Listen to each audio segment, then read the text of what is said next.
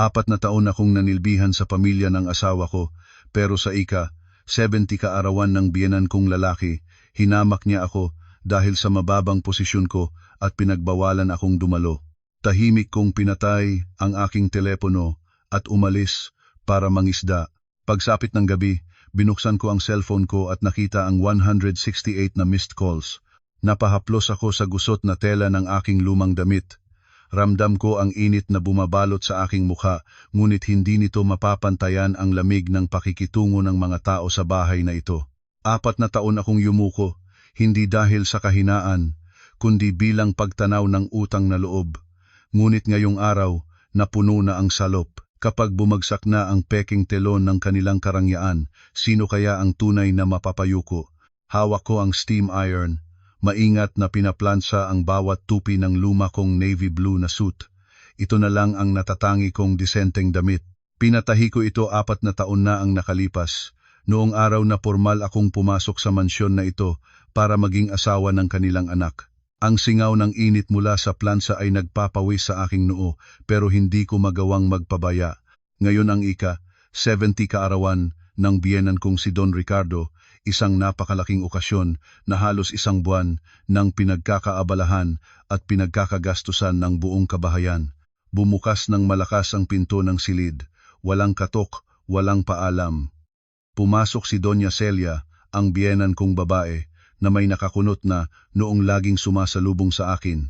Suot niya ang isang marangyang Filipiniana na gawa sa pulang velvet at may burdang kumikinang. Sa kanyang leeg ay nakasabit ang isang kwintas ng perlas na sinlaki ng itlog ng pugo. Ang matapang na amoy ng kanyang pabango ay tumusok sa aking ilong at hindi ko napigilang mapangiwi. Sinulyapan niya ang damit na pinaplantsa ko at umismid. Ang boses ay kasing asim ng sukang paumbong. Ano ba yan? Itigil mo na nga yang kalokohan mo. Balak mo bang isuot yang basahan na yan para humarap sa mga bisita? Tingnan mo nga. Para kang tsuper ng habal-habal. Baka akalain ng mga tao, ganyan ka lang manamit. Pinigilan ko ang isang malalim na buntong hininga. Ibinaba ko ang plansa at marahang sumagot, "Mami, ito po ang suit na isinuot ko noong kasal namin ni Hana. Nilabhan ko na po at pinlansya. Mukha pa namang bago." Ngumuso si Doña Celia, lumapit, at walang pakundangang hinablot ang Amerikana mula sa aking kamay at inihagis ito sa kama. Ang tingin niya sa akin ay parang sa isang kakaibang nilalang na naligaw sa kanilang marangyang pugad bago sayo, pero luma sa mata ng iba. Alam mo ba kung sino-sino ang mga bisita natin ngayon? Mga matataas na opisyal ng gobyerno, mga business partner na bilyon-bilyon ang kontrata, naka-sports car, puro designer brand ang suot. Tapos ikaw, bigla kang susulpot doon na ganyan ang itsura para pahiyain ang pamilyang to. Sasabihin ng mga tao na si Don Ricardo at Doña Celia naliligo na sa pera, pero ang manugang mukhang pulubi. Napayuko ako. Kinuyom ko ang aking mga kamao, ngunit pinanatili kong kalmado ang aking boses. Kung ganon po, magsasapatos at polo na lang ako. Gusto ko lang pong bumati kay Daddy para naman magampanan ko ang tungkulin ko bilang anak. Ngumisi si Doña Celia, isang tawang parang tunog ng labahang humihiwa sa aking pagkatao. Mula sa kanyang Hermes na pitaka, dumukot siya ng 2 pirasong 500 pisong papel at 200, nilukot ito at ipinukol sa ibabaw ng dressing table. Tungkulin?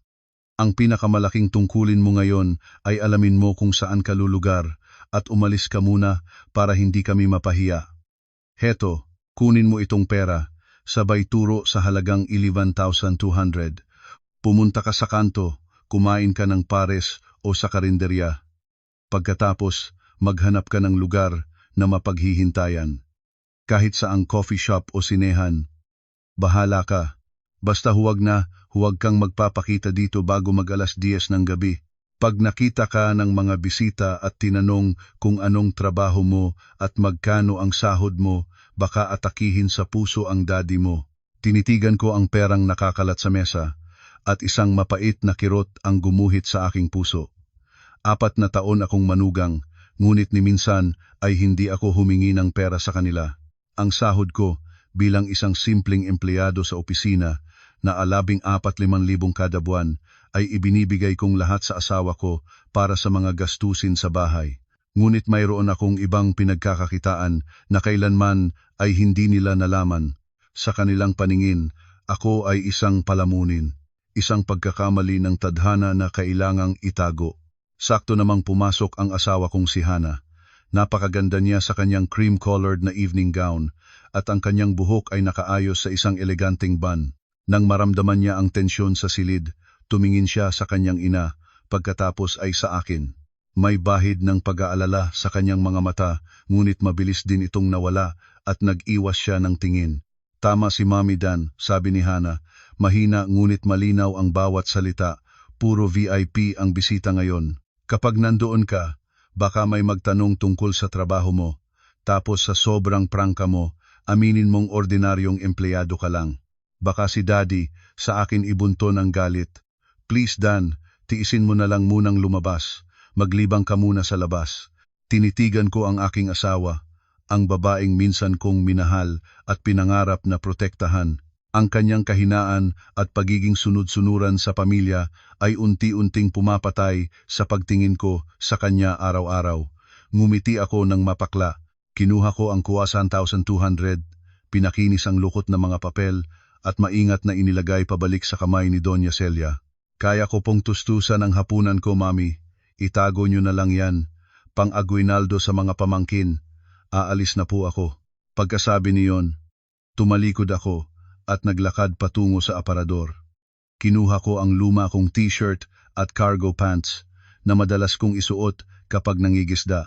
Nakita ni Doña Celia na hindi ako sumasagot, kaya suminghal na lang siya at hinarap ang kanyang anak para ayusin ang buhok nito. Narinig ko pa siyang bumulong, "Ayan, kita mo na? Yan lang naman ang hinihintay niyan, ang makatakas sa gawain. Ano bang matinong maaasahan mo sa taong yan? Halika na, anak. Tingnan natin kung tapos na mag-ayos ang mga katulong. Baka nanggugulo na naman ang Kuya Victor mo." Nang isara nila ang pinto, ang malawak na silid ay biglang naging napakasikip at nakakasakal. Tiningnan ko ang sarili ko sa salamin, isang 30 anyos na lalaki, may bahid ng hirap sa mukha, ngunit may ningning pa rin sa mga mata. Akala nila, kinukulong nila ako. Akala nila, pinaparusahan nila ako sa pamamagitan ng kanilang panghahamak. Ngunit hindi nila alam, ang mismong pagbabawal nila sa akin ngayong araw ang magiging susi na magpapalaya sa akin mula sa ginintuang hawlang ito magpakailanman. Maingat kong itinupi ang suit at isinilid sa aparador. Isinuot ko ang kulay abong t-shirt at ang kupas na khaki pants. Ang gaspang ng tela sa aking balat ay mas nagbigay pa ng ginhawa kaysa sa mga malalambot na sedang bumabalot sa pekeng buhay dito. Binitbit ko ang aking set ng fishing rod, ang nag-iisa kong naging matalik na kaibigan sa loob ng 4 na taon, at tahimik na bumaba sa hagdanan ng mga katulong. Sa labas, ang paligid ay kasing ingay ng isang pista, mga truck na puno ng sariwang bulaklak at pagkain ang labas-masok. Maririnig ang kalansing ng mga plato at kubyertos at ang sigawan ng mga taong naguutos. Sa main hall, nakatayo si Don Ricardo, nakapamewang, at sinisigawan ang mga dekorador dahil bahagyang tabingi ang pagkakasabit ng Happy 70th Birthday banner. Nakasuot siya ng eleganteng tuxedo, ang buhok ay makintab sa pomada, at ang mukha'y namumula sa sobrang kagalakan at marahil sa maagang pag-inom ng alak. Inilabas ko ang aking lumang Honda Wave na ang pulang pintura ay kupas na. Maingat kong isiniksik ang sarili sa pagitan ng mga naglalakihang luxury cars na nagsisimula ng pumila sa may gate. Tiningnan ako ng mga security guard na may halong pangmamaliit at pagkakakilala. Isa pa sa kanila ang nagbiro, "Uy, Sir Dan! Ang laki ng handaan na. Saan ang punta mo? Hindi ka ba tutulong mag-asikaso ng bisita ni boss?" Ngumiti lang ako ng bahagya at hindi sumagot. Tinapakan ko ang kickstarter. Umugong ang makina, bumuga ng manipis na puting usok, at mabilis na humarurot palabas ng mansyon. Pagdating ko sa pangunahing kalsada, huminga ako ng malalim. Ang hangin ng hapon ay tila hinahangin palayo ang matapang na amoy ng pabango na nanatili sa aking ilong. Ang pakiramdam ng kalayaan ay dumaloy sa akin na parang malamig na tubig na dumidilig sa aking tuyot na kaluluwa. Wala ng mga mapanuring mata, wala ng mga masasakit na salita. Ako na lang, ang kalangitan, at ang daan sa aking harapan. Minaneho ko ang motor sa kahabaan ng C5, patungo sa labas ng siyudad. Ang ginintuang sinag ng papalubog na araw ay nakalatag sa mga luntiang taniman. Gaano na katagal mula noong huli kong nasilayan ang payapang tanawing ito ng buo. Sa loob ng 4 na taon, nabuhay ako na parang isang anino. Sa umaga, ihahatid ko ang asawa ko sa trabaho. Sa hapon, didiretso ako sa kusina para magluto at maglinis. At sa gabi, pakikinggan ko ang kanilang litanya tungkol sa aking kahirapan at kawalan ng kwenta. Nagtiis ako dahil sa isang pangako sa yumaong lola ni Hana, ang nag-iisang tao sa pamilyang iyon na naging mabuti sa akin. Ngunit ngayong araw, naabot na ng aking pagtitiis ang hangganan nito. Ang destinasyon ko ay isang fishing resort na nasa isang maliit na eskinita, mga 20 kilometro mula sa sentro ng lungsod. Tahimik at payapa ang lugar. Ang may-ari ay isang matandang hindi gaanong nagsasalita bagay na bagay sa aking personalidad. Pagdating doon, ipinarada ko ang motor sa ilalim ng isang malaking puno ng akasya. Tinanggal ko ang SIM card mula sa aking telepono, maingat na ibinalot sa tissue, at isiniksik sa pinakailalim ng aking backpack. Ayokong may anumang tunog ng telepono na sisira sa pambihirang kapayapaang ito. Doon pa rin sa dati, iho? Tanong ng may-ari ng resort, si Mang Tonyo, habang hawak ang isang pitsel ng tsaa. Ngumiti siya ng may kabaitan. Opo, Tay. Pakibigyan na lang po ako ng isang bote ng malamig na beer at isang platitong nilagang mani. Magtatagal po ako ngayon. Pumili ako ng isang kubo na nakahiwalay sa gilid ng lawa. Ang ibabaw ng tubig ay kasing kinis ng salamin, sumasalamin sa mga ulap na dahan-dahang naglalakbay sa kalangitan. Inihanda ko ang aking pain, inihagis ang pamingwit, at sumandal sa silyang yari sa kawayan. Ang huni ng mga ibon mula sa mga puno at ang tunog ng mga isdang lumulukso sa tubig ay kakaibang musika sa aking pandinig. Huminga ako ng malamig na beer. Ang banayad na pait ay kumalat sa aking dila, sinundan ng malinamnam na nilagang mani. Ganito kasimple, ngunit bakit mas masarap pa ng 1,000 beses kaysa sa mga mamahaling putahe sa mga peking salo-salo. Nakahiga ako roon, nakatingin sa langit na unti-unting nagiging kulay ube. Naisip ko, sa bahay siguro ngayon, nagliliwanag na ang mga ilaw at dekorasyon. Si Don Ricardo ay siguradong masayang itataas ang kanyang kopita. Si Doña Celia naman ay paikot-ikot, ipinagmamalaki ang kanyang bagong alahas. At si Hana, mayroon kayang sandali na naaalala niya ang asawa niyang naglalakbay sa labas. O baka abala rin siya sa pakikipagtawanan para pasayahin ang kanyang mga magulang. Sa pag-iisip nito, biglang gumaan ang aking pakiramdam. Hindi dahil hindi ako nasasaktan, kundi dahil napagtanto kong hindi na talaga ako kabilang doon. Ang huling tali na naguugnay sa akin sa kanila ay tila naputol na sa sandaling ihagis ni Doña Celia ang pera sa mesa. Biglang kumibot-kibot ang floater ng aking pamingwit at mabilis na lumubog. Mabilis akong bumangon at hinila ang fishing rod. Isang ginintuang karpa ang malakas na pumalag sa ibabaw ng tubig, binabaluktot ang dulo ng aking kawayang pamingwit.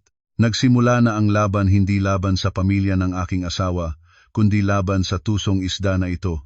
At sa pagkakataong ito, ako ang may hawak ng kontrol. Habang abala ako sa payapang pagtatanggal ng kawil mula sa bibig ng halos 3 kilong karpa sa mansyon ni Don Ricardo, isang trahedyang komedya ang nagsisimula ng maganap, isang palabas na kahit hindi ko nasasaksihan ay malinaw kong nailalarawan ang bawat detalye. 7:00 na ng gabi, ang pinakakasagsagan ng handaan, ang liwanag mula sa mga chandelier na kristal ay bumabagsak sa mga mesang may puting mantel at kumikinang na mga kubyertos na pilak. Ang malumanay na musika ng isang string quartet ay nagsisilbing saliw sa masayang tawanan at kwentuhan ng mga alta sosyedad. Si Don Ricardo ay nakatayo sa gitna ng bulwagan, hawak ang isang kupita ng red wine ang mukha'y nagniningning na parang nanalo sa loto. Walang tigil siyang nagsasalita tungkol sa kanyang bagong proyekto, sa real estate, sa kanyang vision, at sa tagumpay ng kanyang pamilya.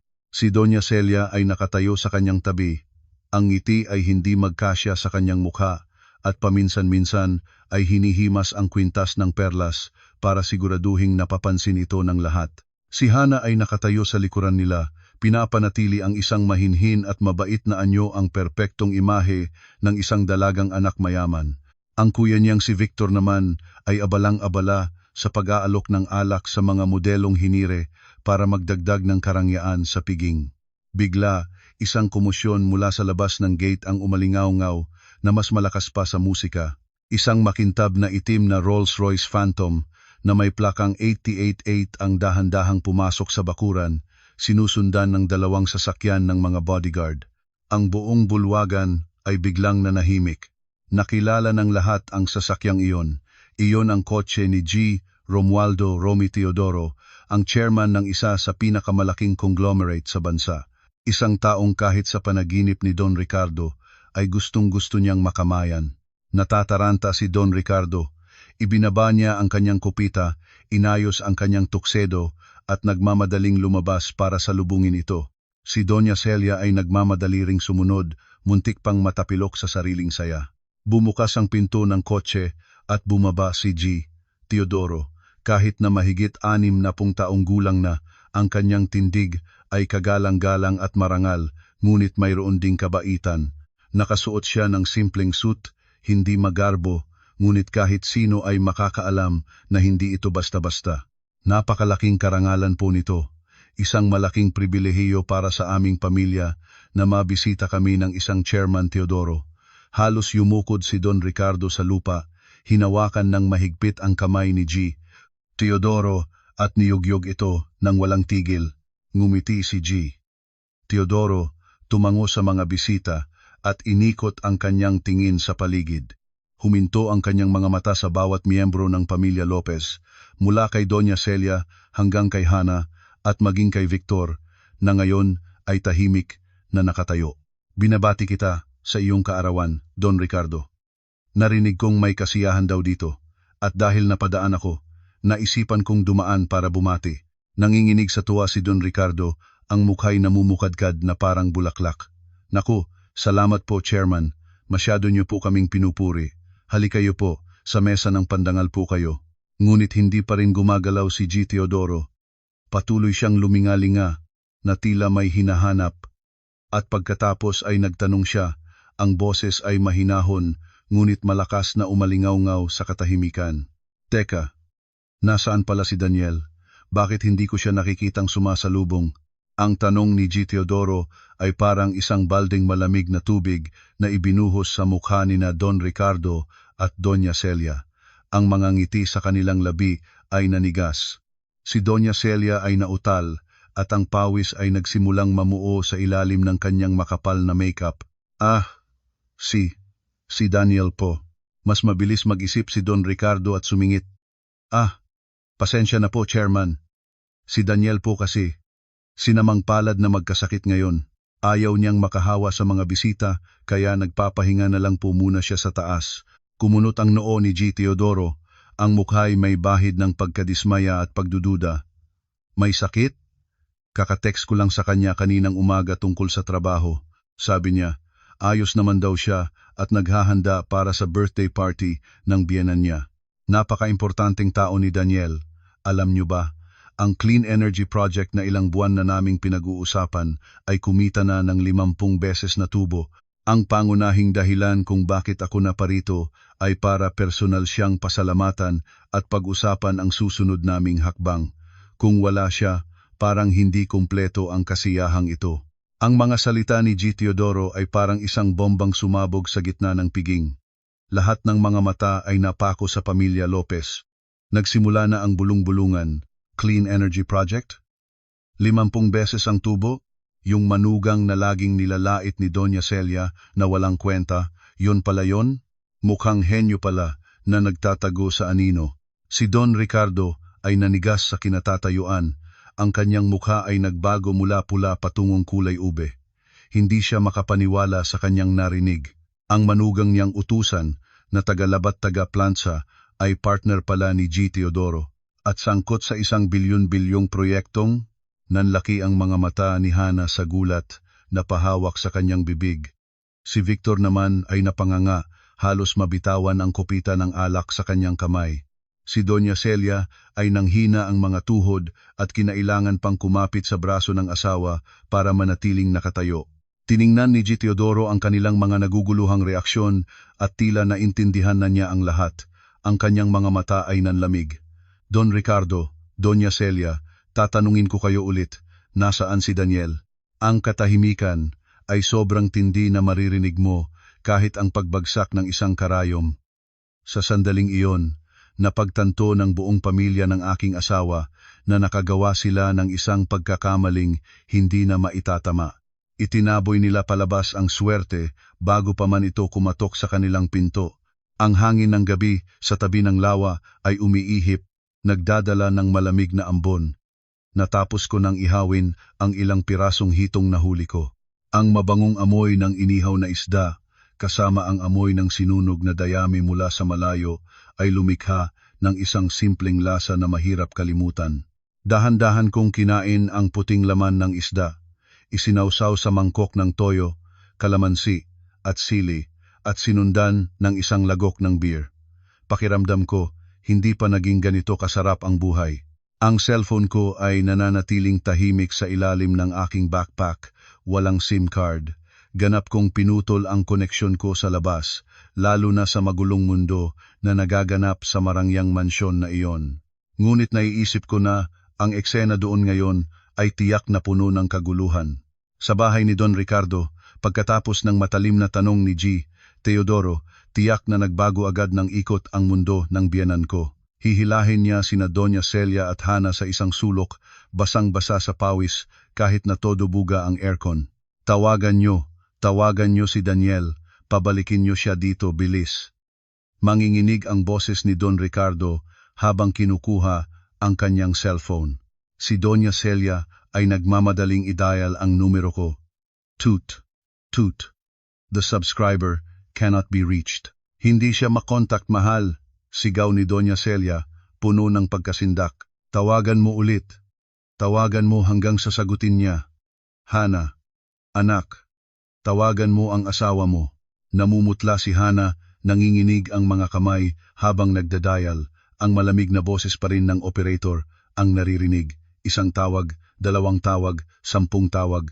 Naiisip ko ang mukha ni Victor. Ang walang kwentang bayaw ko. Tiyak na habang nagdadial ay nagmumura siya.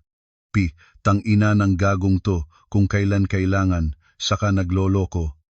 Magpapadala siya ng mga mensaheng nagbabanta tulad ng, umuwi ka na ngayon din, hinahanap ka ni Daddy. Pag hindi ka umuwi, lagot ka sa akin. Ngunit habang lumilipas ang oras at si G. Teodoro ay nagsisimula ng mainip, palaging tumitingin sa kanyang relo, ang tono ng mga text message ay tiyak na magbabago, mula sa pagbabanta, magiging pakiusap. Dan, umuwi ka na, please. Hinihintay ka ni na Mommy at Daddy. Nandito si Mr. Teodoro, at kalaunan magiging desperadong pagmamakaawa. Anak, parang awa mo na. Nasaan ka ba? Umuwi ka na.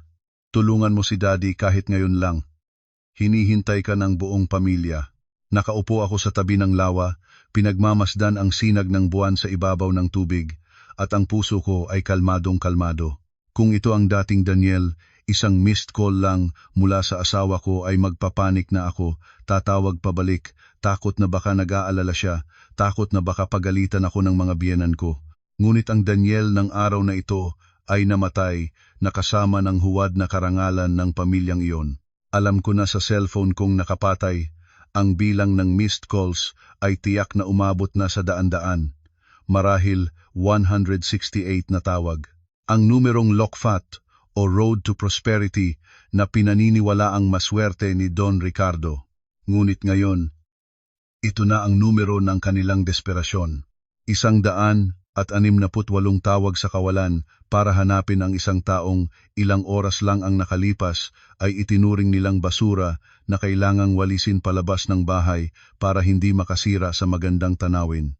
Tinatawagan nila ako, hindi dahil namimiss nila ako o nag-aalala na baka na-aksidente ako.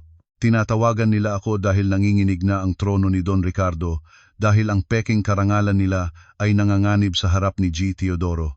Kailangan nila akong bumalik para gumanap bilang isang marioneta, para ngumiti at pagtakpan ang kanilang kayabangan. Ngunit ang marionetang ito ay naputol na, ang mga tali. Inihagis ko ang tinik ng isda sa lawa at pinagkaguluhan ito ng maliliit na isda. Ngumiti ako ng mapakla, ganyan din ang mga tao. Kapag may pakinabang, mag-uunahan. Kapag wala ng halaga, itatapon. At kapag kailangan, hahanapin ulit. Ngunit ang tubig na natapon, paano mo pa maibabalik? Nagpasya akong manatili dito hanggang hating gabi. Hahayaan ko silang matikman ang pakiramdam ng pagiging inabandona, ang pakiramdam ng kawalan ng kapangyarihan kapag hindi mo na makontrol ang ibang tao. Ang gabing ito ang magiging pinakamahabang gabi sa buhay ni na Don Ricardo at Doña Celia. At para sa akin, ito ang magiging pinakamasarap na tulog ko sa loob ng 4 na taon. Mabigat ang paglipas ng oras sa piging. Mahigit 30 minuto na ang nakalipas mula nang magtanong si G. Teodoro tungkol sa akin. Nakapag-imbento na si Don Ricardo ng kung ano-anong dahilan. Bumibili raw ako ng gamot, sinusundo ang isang kamag-anak mula sa probinsya, biglang sumakit ang tiyan at isinugod sa ospital. Bawat kasinungalingan ay lalo lang nagpapalala ng sitwasyon, habang si G. Teodoro ay tahimik lang na nakikinig, ang mga matay matalas na tila nakikita ang kaibuturan ng kanilang kaluluwa. Sa huli, hindi na makapaghintay pa, tumayo si G. Teodoro at marahang ipinagpag ang kanyang suit. Ang kilos na ito ay nagpatigil sa hininga ng lahat. Kung ganoon, mukhang hindi ko na yata makakausap si Daniel ngayong gabi. Ang isang masayang piging, kapag kulang ng isang henyo, isang kaibigan, ay nagiging matabang. Natataranta si Don Ricardo, nawalan ng dugo sa mukha. Mabilis siyang humarang sa daan. Sandali lang po, Chairman. Hindi pa nga po nagsisimula ang kainan. Manatili pa po kayo ng kaunti. Si Daniel po, malapit na siyang dumating. Uminom po muna kayo ng isang kopita para sa kaarawan ko. Iwinagayway ni G. Teodoro ang kanyang kamay. Ang ngiti sa kanyang labi ay tuluyan nang nawala, napalitan ng isang seryoso at malamig na anyo. Salamat sa iyong paanyaya, pero sa tingin ko, dapat pag-isipan ulit ng pamilya mo kung paano ninyo tratuhin ang inyong mga kapamilya. Isang taong may talento at puso tulad ni Daniel, kung trinatrato ng ganito na kahit sa kaarawan ng kanyang biyenan ay wala, natatakot akong may problema rin sa paraan ng pamamahala mo sa iyong kumpanya. Ang taong hindi marunong magpahalaga sa talento ay tiyak na babagsak din. Hindi malakas ang boses ni G. Teodoro, ngunit sapat para marinig ng malinaw ng mga taong malapit. Ito ay parang isang hatol ng kamatayan sa reputasyon ni Don Ricardo. Ang kanyang mga business partner at mga opisyal na naroon ay nagtinginan at unti-unting lumayo sa pamilya ng naghahanda. Tumalikod si G. Teodoro at naglakad palayo ng buong determinasyon. Mabilis na gumawa ng daan ang kanyang mga bodyguard. Umalis ang Rolls-Royce mula sa mansyon, nag-iwan ng isang nakakabinging katahimikan. Nang mawala na sa paningin ang sasakyan ni G. Teodoro, agad na sumunod ang domino effect. Ang ibang mga VIP na pumunta lang doon dahil sa respeto kay Don Ricardo o para makipagkilala sa mga pating tulad ni G. Teodoro ay nakitang nagbago na ang ihip ng hangin at sunod-sunod na nagpaalam, "Paumanhin, Ricardo, may bigla ang emergency sa bahay. Tumawag ang misis ko. Pasensya na Don, naalala kong may online meeting pa pala ako sa mga partner sa ibang bansa. Happy birthday ulit. Rick, mauna na kami, ingat." Sa loob lang ng 15 minuto, ang parking lot na siksikan sa mga luxury car ay naging halos bakante.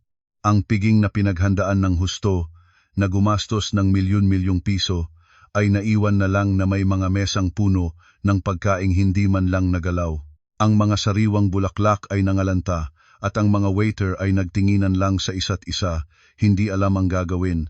Napaupo si Don Ricardo sa isang silya, hawak ang dibdib at hirap huminga. Si Doña Celia naman ay humagulgol, sinisisi ang tadhana, ang feng shui, at syempre, ako. Yung pesting yon, sinadya niyang magtago para sirain ang pamilyang to. Diyos ko, napakalaking kahihiyan. Anong mukha pa ang ihaharap ko sa mga amiga ko bukas? Si Victor ay nagsimulang magwala, sinipa ang mga mesa at itinumba ang tore ng mga champagne glass na nabasag at kumalat sa sahig. Pag-uwi niyan dito, makakatikim yan sa akin. Ang pulubing yon, naghahari-harian na. Si Hana ay nakasandal sa isang sulok. Ang luha ay dumadaloy sa kanyang pisngi, sinisira ang kanyang makeup. Tinitingnan niya ang wasak na tanawin, at ang kanyang isip ay gulong-gulo. Natatakot siya sa kanyang mga magulang, galit siya sa akin, ngunit sa kaibuturan ng kanyang puso, marahil ay nagsisimula na niyang maramdaman ang isang mas malaking takot, malapit na niya akong mawala ng tuluyan. Sa labas, sa fishing resort, inayos ko na ang aking pamingwit at nagbayad sa may-ari. Uuwi ka na, iho. Bakit ang tagal mo yata ngayon? Opo, tay, uuwi na po. Lahat ng kasiyahan ay may katapusan. Lahat ng magandang palabas ay may huling eksena. Uuwi na ako para panoorin ang pagbaba ng telon. Pinaandar ko ang luma kong motor. Ang tunog nito ay bumasag sa katahimikan ng gabi. Dahan-dahan akong nagmaneho pabalik sa syudad. Malamig pa rin ang hangin, ngunit alam kong isang malaking bagyo ang naghihintay sa akin sa likod ng mga gate ng mansyon na iyon. At ako si Daniel ay handa nang harapin ito. Hindi bilang isang sunod-sunurang manugang, kundi bilang isang lalaking may hawak ng sarili niyang kapalaran. Huminto ako sa isang kainan ng pares sa gilid ng kalsada sa isang abalang lugar. 10:00 na ng gabi. Sinadya kong magpalipas ng oras para lampasan ang curfew ng biyenan ko. Sigurado akong tapos na ang handaan, nakaalis na ang mga bisita, at tanging ang mapait na alaala na lang ang natitira sa marangyang mansyon na iyon. Hindi ako nagmamadaling umuwi para salubungin ang galit na naghihintay sa akin. Umorder ako ng isang mangkok ng pares. Dinagdagan ng maraming sibuyas at 2 pirasong bagong lutong chicharon bulaklak. Ang umuusok na sabaw na may amoy ng star anise at pinakuluang buto ng baka ay nagpainit sa aking pakiramdam sa malamig na gabi. Dahan-dahan kong nilagyan ng kaunting suka, sili at dinurog na bawang at sinimulan kong kumain. Ang malambot na karne at litid kasama ang mainit na kanin ay dumulas sa aking lalamunan, pinapawi ang pagkalam ng aking sikmura. Kumain ako ng dahan-dahan, ninanamnam ang tamis-alat ng sabaw. Ang simpleng pagkaing ito sa gilid ng kalsada ay mas masarap pa ng 1,000 beses kaysa sa mga mamahaling putahe na kailangan kong pagsilbihan ng nakayuko sa bahay na iyon sa loob ng 4 na taon. Habang pinagmamasdan ang iilang taong dumaraan sa ilalim ng madilaw na ilaw ng poste, tinanong ko ang sarili ko kung mayroon ba akong kahit kaunting pagsisisi o pag-aalala. Wala. Tanging isang kakaibang kapayapaan ang nararamdaman ko, tulad ng tahimik na lawa kung saan ako nanggaling kanina. Pagkatapos kumain, inubos ko ang isang basong malamig na tubig, nagbayad at sumakay sa aking motor. Muling umandar ang matandang sasakyan, pasan ang kanyang amo, pabalik sa lugar na tinatawag nilang tahanan, ngunit para sa akin ay isang piitan. Nakahawang ang mabigat na bakal na gate ng mansyon. Sa loob ng bakuran, ang gulo mula sa handaan ay hindi pa nalilinis. Mga bote ng mamahaling alak ang nakakalat, ang mga mantel ay nakalaylay, at ang mga sariwang bulaklak ay nayurakan. Ang buong paligid ay may aura ng kalungkutan at pagkawasak, isang malaking kabaligtaran sa kinang nito kaninang hapon. Ipinasok ko ang motor sa dati kong pwesto, huminga ng malalim, at pumasok sa sala. Naroon silang lahat, kumpleto, na parang isang hukuman na naghihintay sa nasasakdal. Si Don Ricardo ay nakaupo sa kanyang silyon, minamasahe ang kanyang sentido, ang mukha'y namumula sa galit. Si Doña Celia ay nasa tabi niya, may hawak na panyo para punasan ang kanyang mga luha, ngunit ang kanyang mga mata ay nagliliyab nang makita ako. Si Victor ay naka-D4, ang mukha ay puno ng pagkamuhi, at si Hana, ang aking asawa, ay nakaupo sa isang sulok ng sofa, ang mga matay namumugto sa kaiyak. Ang hangin sa silid ay mabigat at nakakasakal na parang may paparating na malakas na bagyo. Pagpasok ko pa lang sa pintuan, hindi pa man natatanggal ang aking sapatos, sumugod na si Doña Celia na parang buhawi. Walang hiya ka. Anong ginagawa mo pa rito? Bakit ka pa bumalik? Itinaas niya ang kanyang kamay para sampalin ako. Ang mga daliring puno ng kumikinang na gintong singsing ay humiwa sa hangin. Sa reflex na dala ng maraming taon ng pagtitiis, dapat sana ay tatayo lang ako at tatanggapin ito, ngunit hindi ngayon.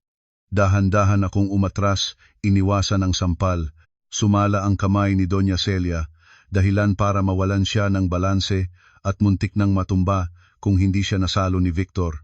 Mami, kalma lang. Huwag mong saktan ang kamay mo para sa walang kwentang taong yan. Inalalayan ni Victor ang kanyang ina paupo at bumaling sa akin, ang mga matay puno ng pangmamaliit. Hinampas ni Don Ricardo ang salaming mesa, ang malakas na tunog ay nagpagulat kay Hana. Tumayo ka lang diyan at lumuhod ka sa harap ko. Tumayo ako ng tuwid, tinitigan ko si Don Ricardo sa mata, ang boses ko'y mahinahon ngunit matatag. Bakit po ako luluhod? Ano po bang ginawa kong masama? Ang tanong ko ay parang nagbuhos ng gasolina sa apoy. Tumayo si Don Ricardo, ang nanginginig na daliri ay nakaturo sa aking mukha. Nagtatanong ka pa? Pinatay mo ang cellphone mo. Nagtago ka habang halos masunog na ang mga telepono namin sa pagtawag sa iyo. Sinadya mong ipahiya ako sa harap ni Chairman Teodoro. Alam mo ba kung gaano karaming kontrata at koneksyon ang nawala sa akin dahil sa iyo? Isa kang malas. Sinira mo ang swerte ng bahay na to. Tiningnan ko siya at pagkatapos ay ang lahat ng mga mukha na galit at gustong-gusto akong lapain. Ang pagkadismaya ko ay naubos na. Napalitan na ito ng awa para sa mga taong nabubuhay para sa isang peking karangyaan. Hindi ako lumuhod at hindi rin ako yumuko. Tumayo ako sa gitna ng malawak na sala. Pakiramdam ko'y isa akong matatag na bato sa gitna ng nagngangalit na mga alon. Daddy, Mami, nagsimula akong magsalita. Malinaw ang bawat salita. Kayo mismo, kasama si Hana, ang nagbawal sa akin na pumunta sa handaan. Ikaw, Mami, ang naghagis ng guilan 1,200 sa mesa at nagpalaya sa akin, pinagbawalan akong umuwi bago mag-alas 10. Dahil takot kayong mapahiya, takot kayong pagtawanan ng mga bisita, ang manugang ninyong mahirap. Sinunod ko lang po ang utos ninyo. Kumain ako sa labas. Nagpunta ako sa ibang lugar. Kaya anong karapatan ninyo ngayon para sisihin ako? Narinig ito ni Doña Celia at sumigaw. Ang boses ay matinis at masakit sa tainga. Ang kapal ng mukha mong sumagot pa. Sinabi ko ngang, umalis ka. Pero hindi ko sinabing, patayin mo ang cellphone mo. Kapag tinawagan ka namin, dapat bumalik ka agad para harapin ang bisita. Ano ka ba? Aso't pusa sa bahay na to na basta-basta na lang aalis at babalik kung kailan namin gusto. Nag-alaga ako ng ahas sa sarili kong bakuran. Tumingin si Hana sa akin. Ang boses ay basag dahil sa pag-iyak. Dan, bakit ka nagkaganito? Alam mo namang napaka-importante ng reputasyon kay Daddy. Kung sinagot mo lang sana ang tawag, kung bumalik ka lang para bumati kay Mr. Teodoro, hindi sana aabot sa ganito. Masyado kang makasarili. Tinitigan ko ang aking asawa, ang babaeng minsan kong minahal ng buong puso. Naramdaman kong kumirot ang puso ko at pagkatapos ay tuluyan nang nanlamig. Ako, makasarili? Hana, sa 4 na taon, nabuhay ako sa bahay na tuna parang anino. Mas maaga pa akong gumigising kaysa sa katulong, mas huli pa akong matulog kaysa sa asong bantay. Inasikaso ko ang bawat pagkain at pangangailangan ng buong pamilya mo. Ang sahod ko, binigay ko lahat. Ang mga gawaing bahay, ako ang gumawa. Tiniis ko ang pangmamaliit ng mga magulang mo, ang pang-aasar ng Kuya Victor mo, at ang kahinaan mo para lang mapanatiling payapa ang pamilyang to. Pero ano ang nakuha ko kapalit? Isang utos na magtago sa kahihiyan sa mismong kaarawan ng ama mo. Hindi niyo ako pinapunta sa handaan dahil takot kayong mapahiya, pero ngayon sinisisi niyo ako dahil wala ako roon para iligtas ang reputasyon ninyo. Nasaan ang hustisya doon? Manahimik ka, sumugod si Victor at kinuwelyuhan ako. Palamunin ka lang dito, wala kang karapatang magsalita. Akala mo porket kilala mo si Mr. Teodoro, sikat ka na? Baka naman niloloko mo lang din siya? Kung matino ka, humingi ka ng tawad kina mami at daddy ngayon din. Tinitigan ko ang kamay ni Victor na mahigpit na nakahawak sa aking kwelyo. Ang lamig ng aking mga mata ay nagpatigil sa kanya. Kusa niyang niluwagan ang kanyang pagkakahawak. Tinabig ko ang kanyang kamay at inayos ang aking damit. Wala akong nilolokong kahit sino. Nirerespeto ako ni G. Teodoro dahil sa kakayahan ko isang bagay na hindi ninyo kailanman pinansin o kinilala. Palagi ninyong iniisip na ang halaga ng isang tao ay nasusukat sa kotse na minamaneho niya at sa damit na isinusuot niya. Dahil sa makitid ninyong pag-iisip, kaya kayo napahiya ngayon. Napahawak si Don Ricardo sa kanyang dibdib, hirap huminga, ang mukha'y namutla. Itinuro niya ang pinto, ang boses ay nanginginig, ngunit puno ng galit. Lumayas ka sa bahay ko. Hindi ko kailangan ng isang suwail na manugang na tulad mo. Tingnan natin kung mabubuhay ka kapag umalis ka dito, baka sa ilalim ka lang ng tulay pulutin. Ito na ang mga salitang hinihintay ko buong gabi. Isang formal na pagpapalaya mula sa bibig ng may-ari ng bahay. Hindi nyo na po kailangang sabihin, Daddy, ako na po mismo ang aalis. Masyado nang masikip ang damit na ito, hindi ko na kayang isuot pa. Pagkasabi nito, tumalikod ako at dumiretso sa hagdanan, iniwan ang mga nag-aalimpuyong sumpaan na umalingaw-ngaw sa buong mansyon. Ang aming silid tulugan ay amoy lavender pa rin, ang paboritong amoy ni Hana. Ngunit ngayon, nagpapaalala na lang ito sa akin ng mga malulungkot na alaala.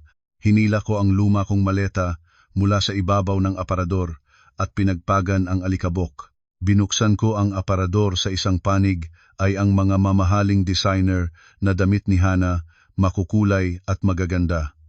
Sa kabilang panig, ang iilan kong luma at kupas na polo, pantalon at mga pambahay.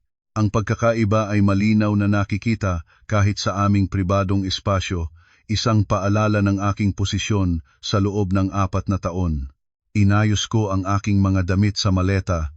Wala akong kinuha na anumang bagay na binili nila para sa akin. Ang Swiss watch na regalo ni Hana noong kaarawan ko ay iniwan ko sa ibabaw ng dressing table. Ang susi ng scooter na ginagamit ko pamalengke, inilagay ko sa tabi nito. Ang supplementary credit card na binigay ni Doña Celia para magmukha akong disente, kinuha ko sa aking pitaka at ipinatong din doon. Sa huli, mula sa drawer ng aking desk, kinuha ko ang isang papel na matagal ko nang inihanda, isang divorce petition. Matagal nang nakapirma ang pangalan ko sa ilalim ng husband. Ang tinta ay tuyo na, patunay na ang desisyong ito ay hindi biglaan. Bumukas ang pinto at pumasok si Hana, ang mga matay mapula. Nang makita niya akong nag-iimpake, natigilan siya. Dan, aalis ka na ba talaga? Hindi ko siya tiningnan habang pinapakinis ang petition paper at inilalagay sa mesa. Oo, aalis na ako. Kung mananatili ako dito, unti-unti akong mamamatay. Pinirmahan ko na ang papeles, pirmahan mo na lang din at ikaw na ang mag-file. Wala naman tayong ari-arian. Aalis akong walang dala. Sumugod si Hana at hinawakan ang aking kamay. Ang luhay bumuhos. Dan, wag kang umalis. Please. Nagalit lang sina mami at daddy. Bukas, pagkalmado na sila, kakausapin ko sila. Wag mo akong iwan. Dahan-dahan kong inalis ang kanyang kamay at tinitigan siya sa mata. Alam kong may pagmamahal pa roon, ngunit napakahina nito kumpara sa bigat ng pressure mula sa pamilya at sa kanilang pagpapahalaga sa reputasyon. Hana, hindi mo kasalanan. Ang kasalanan ay nasa magkaiba nating mundo. Kailangan mo ng isang asawang ka-level mo, isang taong masunurin at magbibigay dangal sa pamilya nyo. Hindi ko na kaya yon. Pagod na ako. Sa loob ng 4 na taon, sinubukan ko ang lahat dahil sa pangako ko kay Lola, pero ngayon, kailangan ko ng mabuhay para sa sarili ko. Saan ka pupunta? Saan ka kukuha ng pera? Mahirap ang buhay sa labas, Dan. Huwag ka nang magmataas. Patuloy pa rin siyang nangungumbinsi. Ngunit ang kanyang mga salita ay hindi sinasadyang nagbunyag ng kanyang tunay na iniisip, na ako ay isang walang kakayahang tao na hindi mabubuhay ng mag-isa. Ngumiti ako ng malungkot at binuhat ang maleta.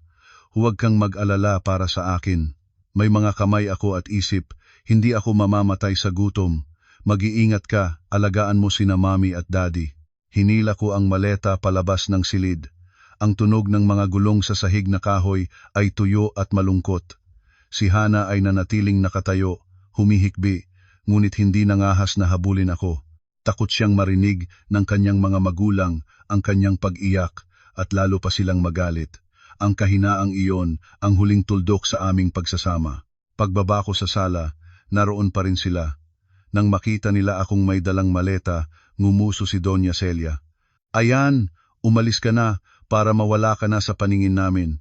Tiyakin mong wala kang nadampot na gamit dito ha? Hindi ako sumagot. Dumiretso ako sa pinto. Inilabas ko ang luma kong motor, itinali ang maleta sa likod at pinaandar ito. Hating gabi na, at ang hamog ay malamig. Huling sulyap ang ibinigay ko sa marangyang mansyon bago ko pihitin ang gas at humarurot sa kadiliman. Mula ngayon, ako na si Daniel, isang malayang tao. Huminto ako sa harap ng isang high-end na condominium sa sentro ng Bonifacio Global City. Dito nakatira si Marco, ang matalik kong kaibigan mula pa noong kolehiyo at ang tanging taong nakakaalam ng lahat ng aking mga sikreto. Tiningnan ako ng may pagdududa ng guard dahil sa itsura ko at sa aking lumang motor, akmang haharangin ako. Sakto namang lumabas si Marco mula sa lobby at kumaway. Tao ko yan, tao ko yan. Papasukin niyo mga boss. Si Marco, na nakasuot ng mamahaling seda na pantulog, ay tumakbo papalapit at tinapik-tapik ako sa balikat. Sa wakas, nakalaya ka na rin. Matagal ko nang hinihintay ang araw na to. Akyat na, pre. Naghanda na ako ng malamig na beer at pulutan. Ang apartment ni Marco ay nasa 25th floor, maluwag at moderno, tanaw ang kumikinang na city lights. Pagpasok ko, ibinagsak ko ang sarili sa malambot na sofa. Naramdaman kong nag-unat ang bawat kalamnan ko. Inabutan ako ni Marco ng isang latang malamig na beer at umupo sa tapat ko, ang ngiti abot tenga. Congratulations sa pagbabalik mo sa buhay binata. Kumusta? Anong pakiramdam na makalabas sa ginintuang hawlang yon? Binuksan ko ang lata ng beer, bumula ito ng puti. Sumimsim ako ng mahaba. Gumaan ang pakiramdam, pre, pero may kaunting kabang din. 4 na taon din yon. Kalimutan mo na yon. Sobra-sobra na ang 4 na taong pagtitiis. Ngayon, panahon na para mabuhay ka bilang isang tunay na lalaki. Tumayo si Marco, lumapit sa isang nakatagong safe sa pader at kumuha ng isang makapal na folder na inilapag sa harap ko. Heto, lahat ng papeles ng ari-arian, stocks at investments mo na ipinangalan ko sa akin sa loob ng 4 na taon. Inayos ko na lahat. Binuklat ko ang bawat pahina. Sumayaw ang mga numero sa aking paningin. Shares sa 3 technology companies, 2 clean energy projects, isang kumikitang chain ng mga restaurant. Ang kabuuang halaga ng aking ari-arian ay tinatayang lampas na sa LED 2.5 bilyon. Ito ang bunga ng mga gabing puyat sa pag-aaral ng market, ng mga matatapang na desisyon sa pamumuhunan na ginawa ko ng palihim habang iniisip ng pamilya ng asawa ko na natutulog lang ako o naglalaro ng video games. Mas mayaman ka pa sa buong pamilya nilang mayabang, Dan, sabi ni Marco, ang mga matay puno ng paghanga. Tumawag sa akin si Mr. Teodoro kanina, nangungumusta sa'yo. Sabi niya, isang tango mo lang daw, naghihintay na sa'yo ang posisyon bilang CEO ng Horizon Capital Investment Fund. Isinara ko ang folder at ipinatong ang kamay ko rito. Ang pakiramdam ng kapangyarihan at tiwala sa sarili ay unti-unting bumabalik sa aking mga ugat. Salamat, Marco. Kung hindi dahil sa tulong mo sa mga nakaraang taon, hindi ko to magagawa. Tungkol sa alok ni Mr. Teodoro, pag-iisipan kong mabuti. Pero kailangan ko munang ayusin ang personal kong problema. Sumimsim ng beer si Marco, ang mga matay naging tuso. Ang pamilya Lopez ang ibig mong sabihin? Narinig ko, nagkakagulo na raw doon. Siguradong hindi kanila hahayaang umalis ng basta-basta. Kilala ko ang ugali ng mga yon. Mayabang pero duwag. Alam ko, Ngumiti ako ng malamig. Susubukan nila akong siraan para pagtakpan ang kahihiyan nila. Pero ang punong tuwid, hindi takot sa kidlat. Higit sa lahat, hawak ko ang isang bagay na pinakakinatatakutan nila. Ano yon? Ang katotohanan. At ang mga ebidensya ng mga panloloko ni Victor. Nang gabing iyon, nag-inuman kaming magkaibigan hanggang umaga, pinaplano ang hinaharap. Nakatulog ako ng mahimbing sa sofa ni Marco, walang masamang panaginip, walang pag-aalala. Kinabukasan, magsisimula ang isang bagong kabanata ng aking buhay. Kinaumagahan, nagising ako sa walang tigil na pagring ng telepono ni Marco. Nagmamadali siyang sumagot habang nagsisipilyo. Nang makita niya akong gising na, idinura niya ang toothpaste at ipinakita sa akin ang kanyang phone. Gaya ng inaasahan, nagsisimula na silang mangagat pre. Tingnan mo to. Puno na ng balita tungkol sa iyo ang Facebook. Kinuha ko ang cellphone at nakita ang mga post sa iba't ibang chismis groups at confession pages na may libu-libong reaksyon. Ang mga headline ay nakakagulat. Skupal, manugang na nakikitira, matapos sustentuhan ng 4 na taon. Tinangay ang pera ng biyenan at tumakas. Ang nilalaman ng mga post ay puro kasinungalingan.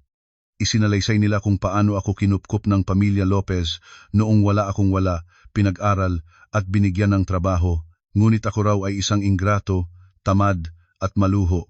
Ang kasukdulan ay ang paratang na mayroon daw akong kalaguyo at nang matuklasan ito, ninakaw ko raw ang isang malaking halaga at tumakas sa mismong araw ng kaarawan ng biyenan ko.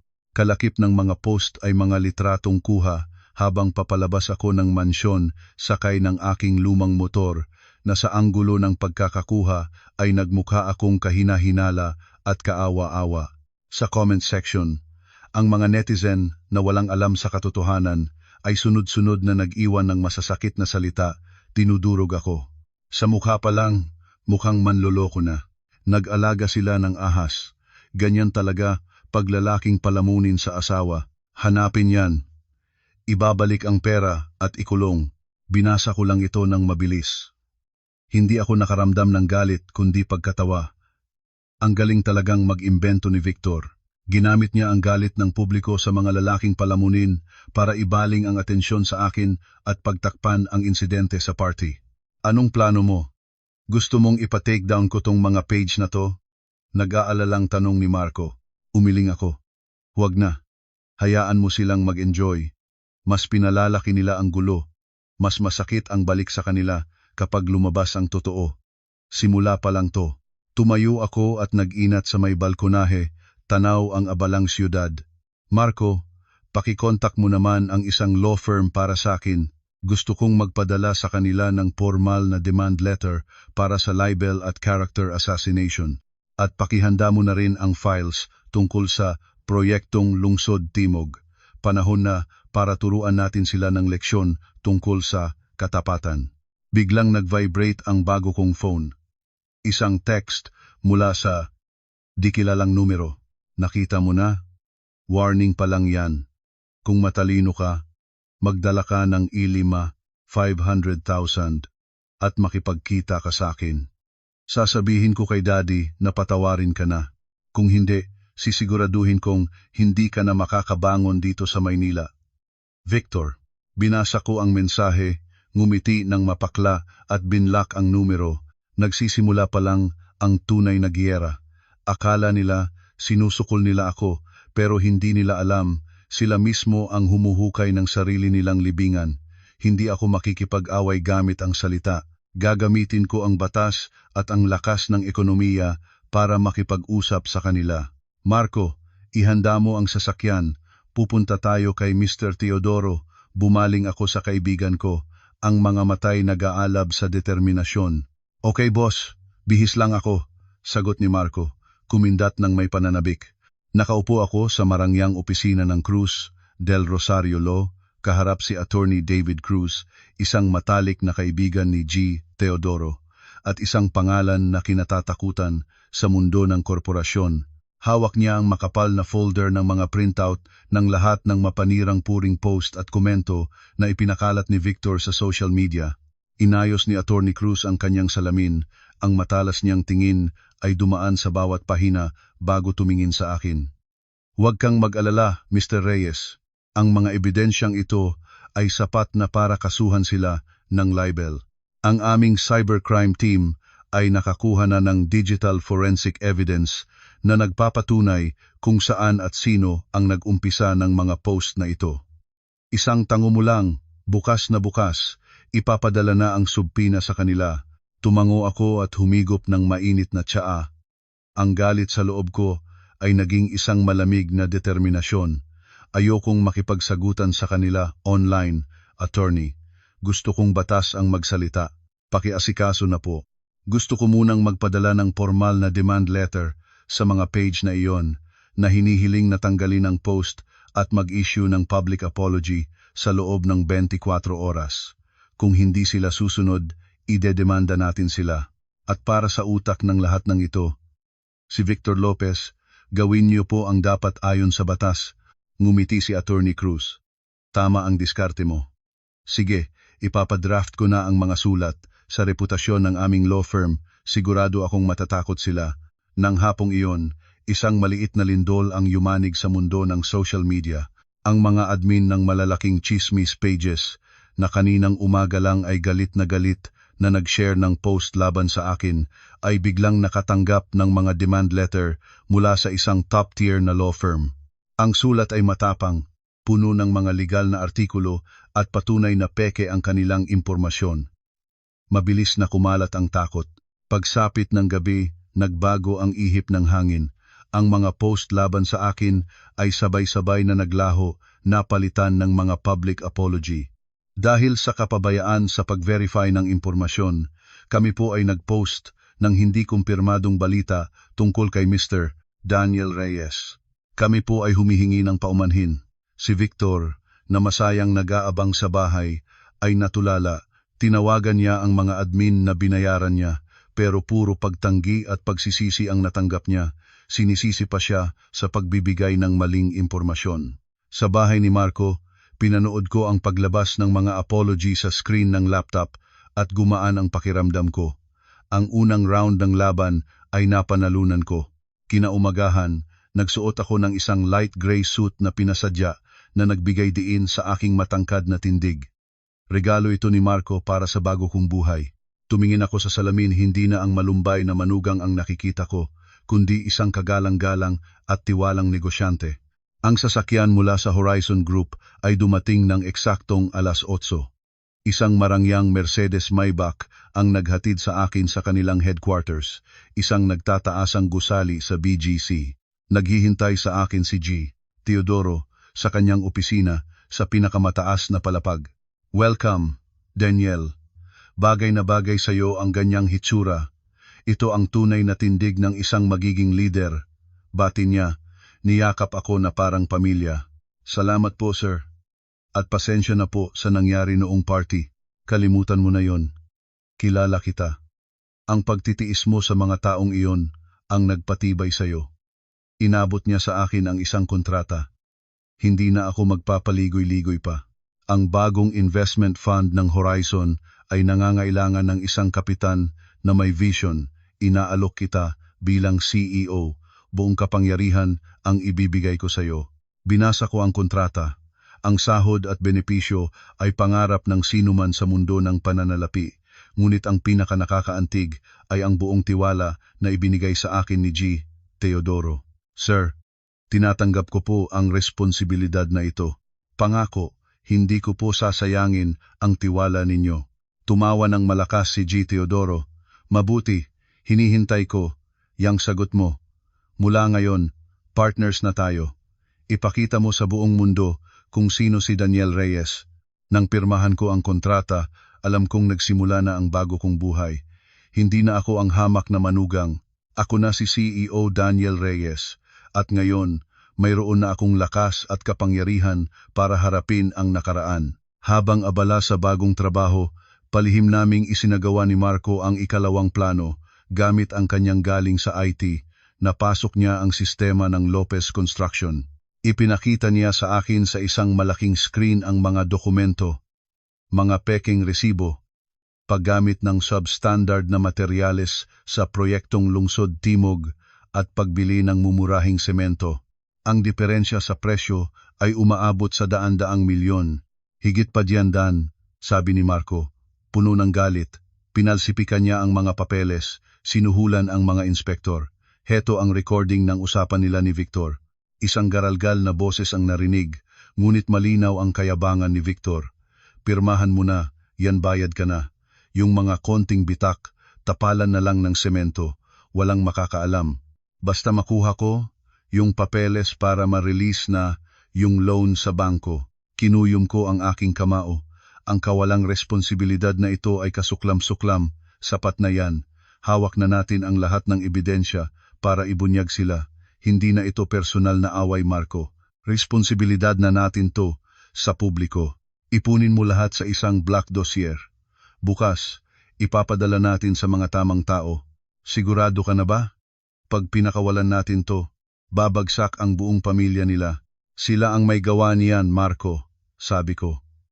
Kung hindi ko sila pipigilan, ilang pamilya ang masasawi pag gumuho ang mga gusaling yan. Tinutulungan ko silang huminto bago pa mahuli ang lahat, kahit na napakamahal ng kabayaran. Lunes ng umaga, isang malagim na balita ang sumalubong sa Lopez Construction. Ang pinakamalalaking pahayagan sa bansa ay sabay-sabay naglabas ng isang investigative report, malawakang korupsyon sa proyektong Lungsod Timog, natuklasan, buhay ng MIA residente, nanganib. Ang artikulo, na may kasamang mga kopya ng resibo at transcript ng recording, ay mabilis na kumalat. Ang source, isang di kilalang nagmalasakit ako, sa opisina, nang makita ni Don Ricardo ang balita, nanlaki ang kanyang mga mata, namula, at pagkatapos ay nangitim.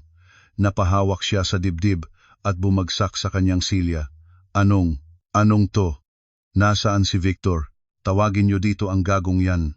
Si Victor naman, pagdating sa opisina, ay sinalubong ng sunod-sunod na tawag mula sa mga supplier, partner at bangko.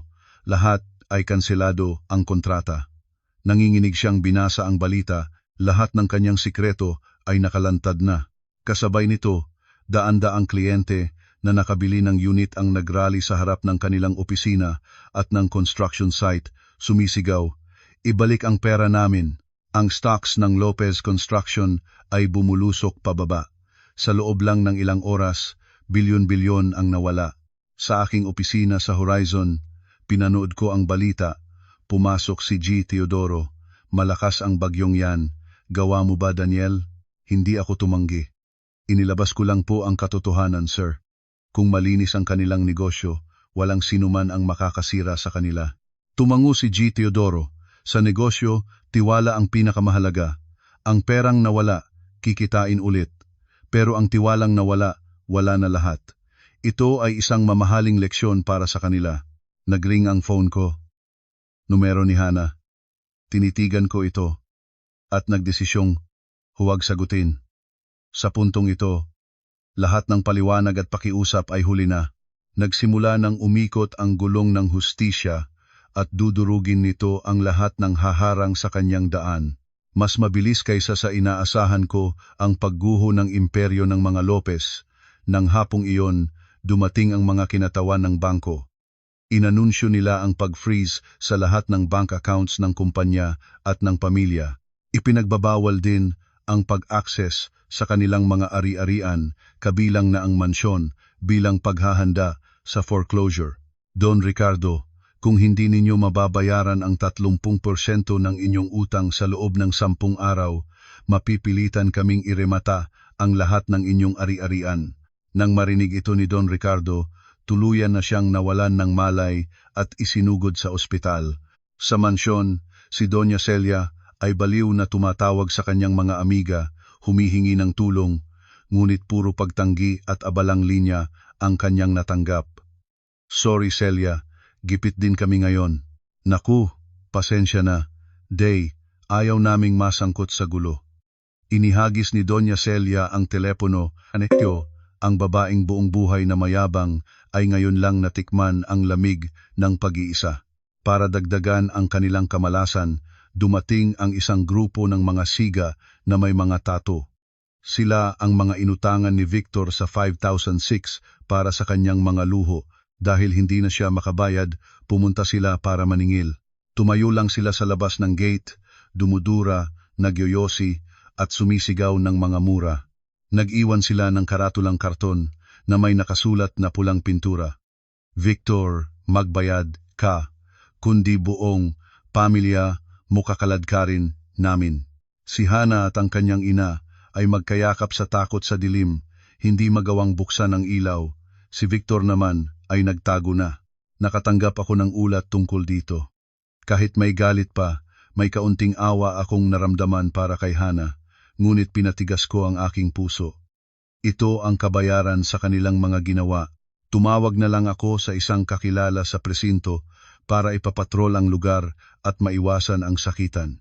Iyon na ang huling kabutihan na maibibigay ko. Nang gabing iyon, bumuhos ang malakas na ulan, tila hinuhugasan ang lahat ng dumi at kasinungalingan. Sa ilalim ng ulan, ang marangyang mansyon ay mukhang malungkot at kahabag-habag. Ang amoy ng antiseptiko sa ospital ay nangingibabaw. Si Don Ricardo ay nasa ICU, puno ng tubo ang katawan, na paralisa dahil sa matinding stroke. Sa labas, si Doña Celia ay nakaupo sa sahig, gula-gulanit ang buhok, ang mukha'y blanco.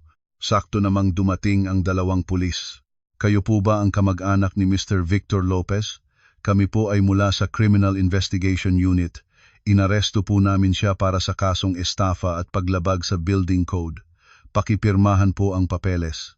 Nang marinig ni Doña Celia na nakulong ang kanyang anak, nanlaki ang mata niya at hinimatay. Muling nagkagulo ang mga nurse. Napanood ni Hana ang lahat sa isang sulok, nanginginig sa takot. Ama sa ospital, kapatid sa kulungan, ina hinimatay, bahay malapit nang mawala. Sa sobrang desperasyon, tinawagan niya ang kanyang mga BFF. Hello Celine? Si Hana to. Pwede bang makahiram ng 11,200,000? May emergency lang. Malamig ang sagot sa kabilang linya. Hana, nabasa ko na sa balita. Sorry, hindi kita matutulungan. Pinagbawalan ako ng parents ko na makipag-ugnayan sa'yo. Sunod-sunod siyang tumawag sa iba. Pare-pareho ang sagot. Ang mga dating pumupuri sa kanya ay tinalikuran na siya. Nabitawan niya ang telepono, nabasag ang screen. Napaupo siya sa sahig at humagulgol na parang bata. Ngayon lang niya naintindihan ang sinabi ko noon. Kapag mayaman ka, lahat kaibigan mo. Kapag wala ka ng lahat, doon mo malalaman kung sino ang tunay na nagmamahal sa'yo. Ngunit ang taong handang isakripisyo ang lahat para sa kanya ay ang siya mismong tinaboy ng pamilya niya. 3 araw ang lumipas, nakatanggap ako ng mensahe mula kay Hana sa pamamagitan ng receptionist ng kumpanya. Gusto niya akong makausap. Pumayag akong makipagkita sa isang tahimik na coffee shop. Pagdating niya, halos hindi ko na siya nakilala. Sobrang payat niya, maitim ang ilalim ng mga mata, nakasuot ng simpleng damit at tsinelas. Wala ng designer bag, wala ng alahas. Para siyang tumanda ng 10 taon. Dan, sabi niya, ang boses ay paos. May kailangan ka ba? May meeting ako sa loob ng 15 minuto. Tumingin siya sa akin. Ang mga matay puno ng luha. Dan, parang awa mo na. Tulungan mo kami. Bigyan mo kami ng isa pang pagkakataon. Nakaratay si Daddy, nakakulong si Kuya, si Mommy parang nababaliw na. Malapit na kaming palayasin sa bahay. Alam kong galit ka, pero naging mag-asawa tayo. Pwede mo bang kausapin si Mr. Teodoro o pahiramin mo ako ng pera? Tinitigan ko siya. Wala nang pagmamahal, tanging kaunting awa na lang. Hana, mali ang pagkakaunawa mo. Una, hindi ko sila kinamumuhian, ginawa ko lang ang tama at legal. Ang ginawa ng kapatid mo ay krimen, at dapat lang siyang managot. Walang kinalaman dito si Mr. Teodoro. Pangalawa, tungkol sa pera, ang yaman ko ay galing sa pawis, dugo at talino ko. Niyurakan ng pamilya mo ang pagkatao ko dahil akala niyo mahirap ako. Ngayon, gusto ninyong umasa sa akin? Naalala mo ba noong umalis ako, hindi mo man lang ako pinigilan dahil takot ka sa mga magulang mo? Nasaan ang pagiging mag-asawa natin noon? Yumuko si Hana. Ang luhay tumulo sa mesa. Alam kong nagkamali ako. Duwag ako. Pero please Dan, kailangan ni Daddy ng operasyon, kung hindi, mamamatay siya. Bumuntong hininga ako at dumukot ng isang sobre. Matagal ko na itong inihanda. May OA 20,000 yan. Gamitin mo para sa gamot ni Daddy. Ito na ang huli. Iyan na ang katapusan ng koneksyon natin. Ang problemang kayo ang gumawa, kayo ang dapat sumagot. Matuto kayong tumayo sa sarili ninyong mga paa, Hana. Tumayo ako, nag-iwan ng pambayad sa mesa, at umalis ng hindi lumilingon. Rinig ko ang kanyang paghagulgol, ngunit matatag ang aking mga hakbang. Nagawa ko na ang lahat ng kaya ko. Ang natitira ay nasa kamay na ng tadhana. Ang aming divorce ay mabilis na natapos. Walang awayan sa ari-arian. Sa korte, tinanong kami ng hukom kung gusto pa naming magkaayos. Hindi po. Mabilis kong sagot. Tumingin si Hana sa akin, puno ng pagsisisi ang kanyang mga mata, at mahinang sumagot, pumapayag na po akong makipaghiwalay. Bumagsak ang gavel. Tapos na. Paglabas ko ng korte, sinalubong ako ng sikat ng araw. Malaya na ako. Nakita ko si Hana na naglalakad papunta sa sakayan ng bus. Ang dati niyang Mercedes-Benz ay naibenta na para pambayad utang.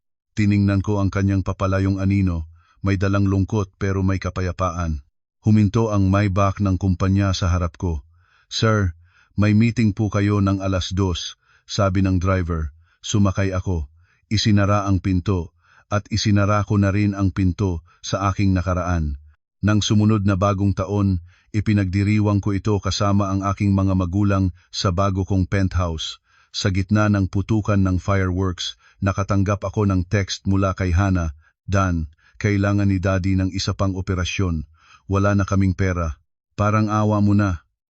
Pahiram ng 50,000. Magtatrabaho ako. Kahit maghugas ng plato. Para mabayaran ka. Pinakita ko ito kay Marco. Anong gagawin mo, pre? 5,000. Parang almusal mo na lang yan. Pero buhay na nila yon. Pero kapag tinulungan mo, baka hindi ka natigilan. Nag-isip ako. Binuksan ko ang aking banking app. Nag-type ako ng gawan 100,000. Sa note, isinulat ko. Tulong ko na to para sa pagpapagamot ni Don Ricardo. Pasko naman, hindi mo na kailangang bayaran at huwag mo na akong kontakin kailanman. Tapos na ang lahat sa atin. Pinindot ko ang send. At pagkatapos ay binlock ko ang numero niya magpakailanman. Iyon ang presyo ng aking kapayapaan. Tapos na ang lahat ng utang. Makalipas ang 2 taon, nagpunta ako sa isang fishing resort sa Tagaytay para mag-relax. Isa na akong kilalang pangalan sa mundo ng finance. Nangingisda ako nang may lumapit sa akin. Excuse me sir, gusto niyo pa po ba ng maiinom? Isang pamilyar na boses. Paglingon ko, nakita ko siya, si Hana. Nakasuot ng uniforme ng waiter, payat at may mga guhit ng pagod sa mukha. Nakita niya ako, at halos mabitawan ang bitbit na tray. Nanlaki ang kanyang mga mata sa gulat, pagkatapos ay napalitan ng hiya. Yumuko siya, nanginginig ang mga kamay. 2 taon. Nagbago na ang mundo. Ako, isang matagumpay na negosyante. Siya, isang waitress. Ang prinsesa noon, ngayoy alipin ng pangangailangan. Tiningnan ko siya. Wala nang galit, wala nang pagmamahal. Tanging kapayapaan, tulad ng lawa sa aking harapan. Isang kape, black, less sugar, sabi ko sa isang boses na parang nagsasalita sa isang estranghero. Tumingin siya, at naintindihan na ayoko nang ungkatin ang nakaraan. Binibigyan ko siya ng natitirang dignidad. Opo sir, sandali lang po. Mabilis siyang tumalikod at bumalik sa counter. Ibang waiter na ang nagdala ng kape ko. Hindi na siya bumalik. Sumimsim ako ng mapait na kape, nakatingin sa aking pamingwit. Ang makintab kong Mercedes S-Class ay naghihintay sa di kalayuan. Biglang kumagat ang isda. Hinila ko ang pamingwit. Isang malaking isda ang pumapalag. Ngumiti ako habang hinihila ito. Ang buhay ay tunay na patas. Kung ano ang iyong itinanim, iyon din ang iyong aanihin. At ako, pagkatapos ng lahat ng bagyo, ay sa wakas natagpuan na ang sarili kong kapayapaan. Maraming salamat sa iyong paglalaan ng oras at panonood hanggang sa dulo ng kwento. Kung Kung nagustuhan mo ang nilalaman, mangyaring mag-subscribe sa channel para suportahan ako, ibahagi ito sa iyong mga kaibigan upang mapanood din nila at mag-iwan ng komento sa ibaba. Ang mga ito ay magbibigay sa akin ng karagdagang inspirasyon at motibasyon para gumawa pa ng mga bagong video. Salamat.